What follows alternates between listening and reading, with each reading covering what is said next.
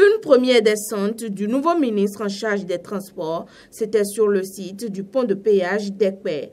Une sortie qui n'a pas été au hasard vu les dernières décisions. Les frais de péage sont désormais à 300 francs CFA alors qu'ils étaient fixés à 150 francs CFA depuis 2003 à juin 2018. Et depuis 15 ans, les tarifs sont restés les mêmes. Il y a 15 ans, pour construire 1 kilomètre de voies bitumées, il faut environ 400 millions. Aujourd'hui, il faut plus d'1 milliard. Si nous restons au même tarif, l'apport des populations ne sera pas substantiel.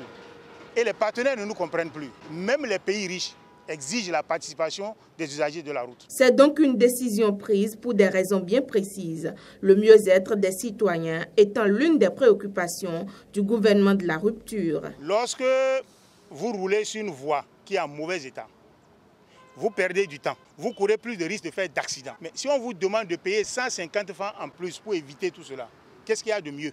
Le gouvernement n'a pas intérêt à augmenter les tarifs. Le gouvernement augmente les tarifs parce que c'est vraiment pertinent. C'est dans l'intérêt des populations. Le consensus a été réalisé puisque nous avons fait un travail en amont avec les responsables des syndicats. Ils ont accepté que l'État peut passer au double. L'État peut passer au double et les chiffres d'affaires enregistrés depuis l'opérationnalisation de la réforme restent encourageants. Avant la mise en service de l'équipement sommaire d'automatisation, nous sommes descendus à une moyenne de 3 millions par jour.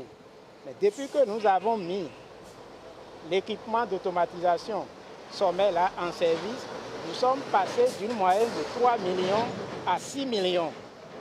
Et avec la décision prise par le gouvernement dernièrement pour relever les tarifs de passage, nous avons enregistré du 1er à la date d'aujourd'hui une moyenne d'environ 8 millions. Donc ils ont doublé, mais où passait le reste?